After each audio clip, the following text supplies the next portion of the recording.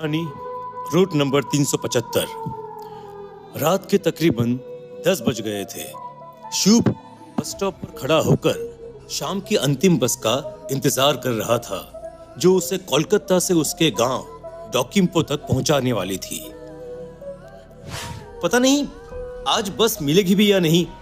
मौसम विभाग ने पहले ही तूफान के आने की चेतावनी जारी कर रखी है। जहां तक भी नजर जा रही है, बस पानी ही पानी नजर आ रहा है। इतनी तेज बारिश में ज्यादा देर यहाँ खड़ा भी नहीं रह पाऊंगा। क्या करूं, कुछ समझ में नहीं आ रहा। ऐसे ही असमंजस में फंसे शुभ अगले 1 घंटे तक उसी बस स्टॉप पर खड़ा रहता है, लेकिन ना तो उसे सामने से कोई भी बस आती दिखाई दे रही थी और ना ही आसपास किसी भी इंसान के होने की आहट सुनाई दे रही थी।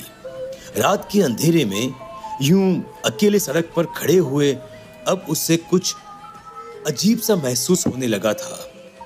अचानक ही उसने देखा कि सामने से एक पुरानी पीली धारी वाली बस चली आ रही है, जिसके ऊपर बड़े बड़े अक्षरों में रूट नंबर 375 लिखा हुआ था।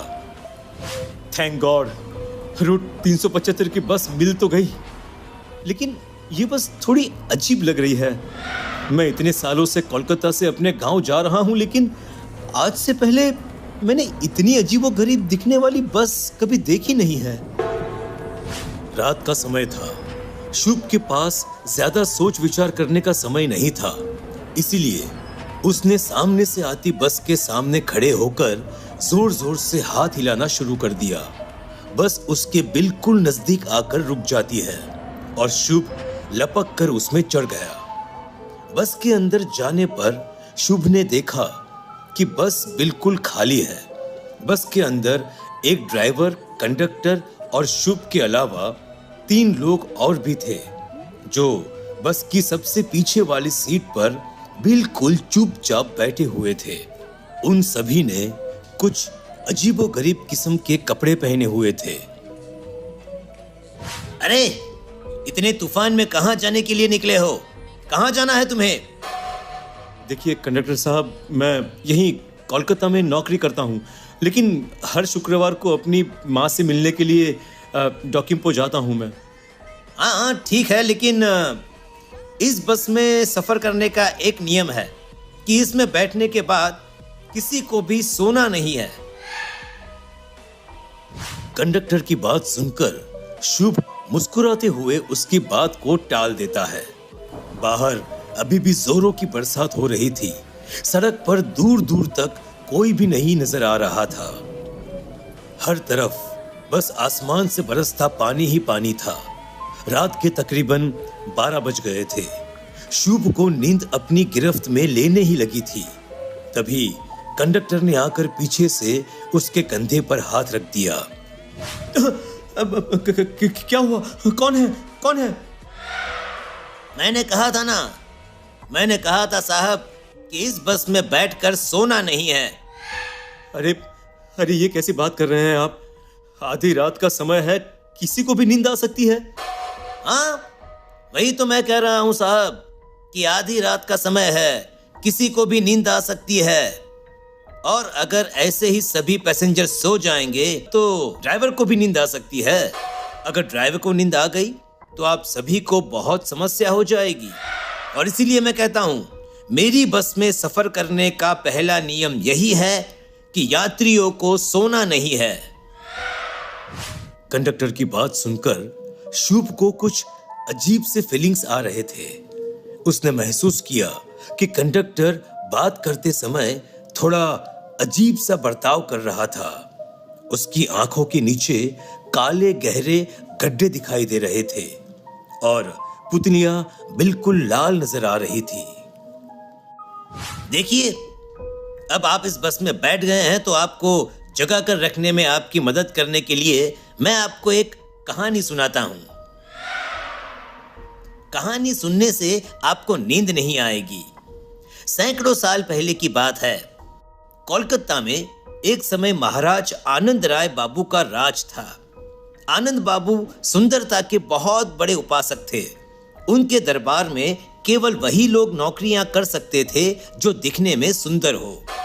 बदसूरत चेहरों की औरतों वो देखना भी पसंद नहीं करते थे, और इसीलिए जब जब महाराज राज्य के भ्रमण पर निकलते तो उनके सैनिक साधारण शक्ल सूरत के लोगों को घर से बाहर तक नहीं निकलने देते थे। एक बार की बात है, राज्य में एक बार एक बहुत विद्वान चित्रकार हुआ था। वो ऐसी तस्वीर बनाता जिसे देखकर लगता कि वह तस्वीर अभी बोल उठेगी। उस चित्रकार ने महाराज की एक बेहद खूबसूरत तस्वीर बनाई और उसे सुंदर रेशमी कपड़े में लपेटकर महाराज के पास भिजवा दिया। जब महाराज के नाम से आया हुआ गुमनाम उपहार उनके सामने खोला गया तो तस्वीर की खूबसूरती देखकर महाराज दंग रह गए। कौन है वो व्यक्ति जिसने हमारी इतनी खूबसूरत तस्वीर बनाई है? जिसकी तस्वीर इतनी खूबसूरत है वो स्वयं कितना खूबसूरत होगा, हम तो इस बात की कल्पना भी नहीं कर पा रहे हैं। इतना कहकर महाराज ने तुरंत चित्रकार को राज दरबार में पेश होने का हुक्म दे दिया। अगले दिन चित्रकार खुशी खुशी राजा के सामने पेश हो गया। चित्रकार को देखकर महाराज गुस्से से भर गए और उन्होंने उसी क्षण उसे राज्य से बाहर निकलवा दिया। अरे अरे लेकिन महाराज ने ऐसा क्यों किया? महाराज तो उसकी चित्रकारी से बहुत खुश हुए थे ना। हाँ, क्योंकि वह चित्रकार एक बदसूरत और बौना आदमी था। राजा को बदसूरत लोगों से चीड़ थी, इसीलिए उन्होंने उस बौने आदमी को राज्य से बाहर निकलवा दिया। उसके बाद क्या हुआ? क्या वो बौना राज्य छोड़कर चला गया? उसके आगे की कहानी कोई नहीं जानता, क्योंकि उस दिन के बाद वह बौना कभी किसी को नहीं दिखाई दिया। उसके बाद उसके साथ क्या हुआ ये तो वो बौना ही बता सकता है। क्या तुम मिलना चाहोगे उस बौने से? कंडक्टर ने रहस्यमय तरीके से मुस्कुराते हुए शुभ से यह सवाल किया।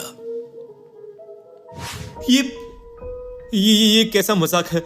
आपने ही तो अभी कहा ना कि ये कहानी सैकड़ों साल पुरानी है, तो फिर मैं उस बौने को कैसे मिल सकता हूं? शुभ के इतना कहते ही गाड़ी की पिछली सीट पर काले लबादे से चेहरा ढककर बैठा हुआ आदमी झटके से उसके सामने आ जाता है और अपना लबादा हटा देता है। चेहरे के ऊपर से कपड़ा हटते ही शुभ देखता है कि काले कपड़ों के पीछे सीट पर बैठे आदमी का चेहरा बेहद डरावना है। उसके चेहरे का मांस जगह जगह से गल चुका था और हड्डियां दिखाई दे रही थी। उस रात वो चित्रकार बहुत रोया और उसने इसी पहाड़ी से कूदकर आत्महत्या कर ली। उस पौने चित्रकार को ना तो जीते जी सुकून मिला और ना ही मरने के बाद उसकी आत्मा को शांति मिल सकी। ये सब क्या मजाक चल रहा है? ये सब मजाक है ना? मैं वादा करता हूँ अब मैं नहीं सोऊंगा। ये कहानी यहीं बंद कर दो, मुझे आगे कोई कहानी नहीं सुननी है। शुभ की बात सुनकर कंडक्टर और ड्राइवर जोर जोर से हंसने लगते हैं। जिस बस में बैठकर तुम हमारे साथ अपने गांव जा रहे हो ना, ये बस 20 साल पहले खाई में गिर चुकी है। उस रात हमने भी इस बौने को कहा था बंद कर दो ये कहानी, विनती की थी, लेकिन पूरी कहानी सुनाए बिना ये चुप नहीं हुआ। ये सब क्या हो रहा है मेरे साथ? अगर ये 20 साल पहले की खाई में गिरी हुई बस है तो तुम सब कौन हो? इससे पहले कि शुभ को अपने सवाल का जवाब मिल पाता, अचानक ही वह बस खाई में गिर गई। 10 साल बाद। पता नहीं आज भगवान को क्या मंजूर है, बारिश तो रुकने का नाम ही नहीं ले रही। मुझे बस स्टॉप पर खड़े हुए 3 घंटे बीत गए हैं, लेकिन एक भी बस दिखाई नहीं दे रही। क्या करूं, कुछ समझ में नहीं आ रहा। प्रीति भी ऐसा सोच रही थी कि तभी एक बूढ़ी औरत लाठी टिकाती हुई उसके पास आकर खड़ी हो गई। बुढ़ी दिखने में बहुत ही भद्दी और डरावनी सी दिखाई दे रही थी। उसका सख्त जर्रीदार चेहरा अंधेरे में काफी रहस्यमय सा लग रहा था। तभी उन दोनों के सामने से एक बस आती हुई दिखाई देती है। ये कौन सी बस है? Route number 375। जहाँ तक मैं जानती हूँ इस रूट पर तो ऐसी कोई बस नहीं चलती। अब मुझे बस सिटी तक जाना है, आप छोड़ देंगे क्या? छोड़ देंगे मैडम जी, जल्दी उठो।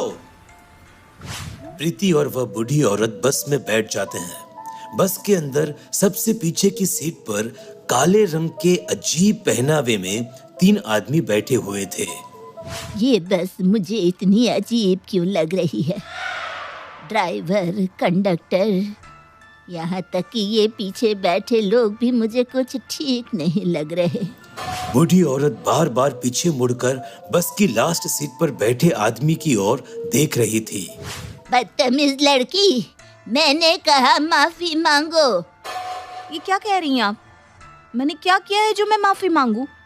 तुम्हारे माँ बाप ने यही सिखाकर बड़ा किया है। मुझसे इतनी गलत बात कहने की हिम्मत कैसे हुई तुम्हारी? माता पिता का नाम बुढ़ी के मुंह से सुनकर अब प्रीति को भी गुस्सा आ जाता है। अरे आपका दिमाग खराब है क्या?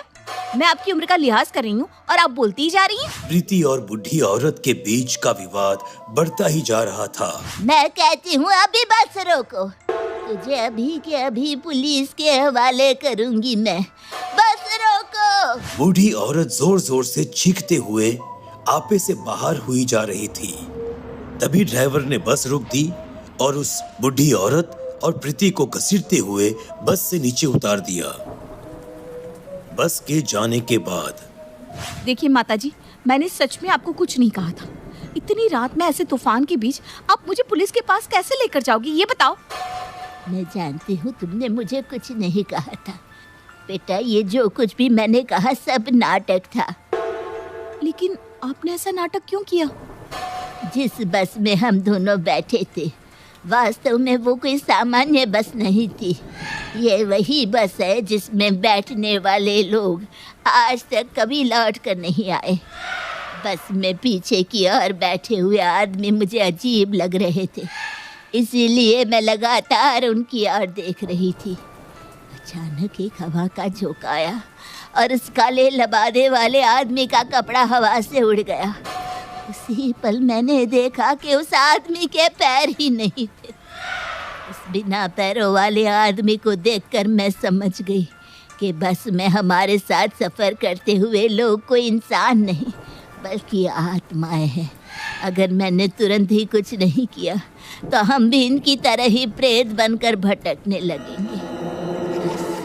तुम्हारी जान बचाने के लिए ही मैंने सब नाटक किया। हम दोनों शायद भाग्यशाली थे कि हमारे झगड़े को सुनकर ड्राइवर ने बस रोक दी और हम नीचे उतर गए। बूढ़ी अम्मा की बात सुनकर प्रीति के रोंगटे खड़े हो गए थे।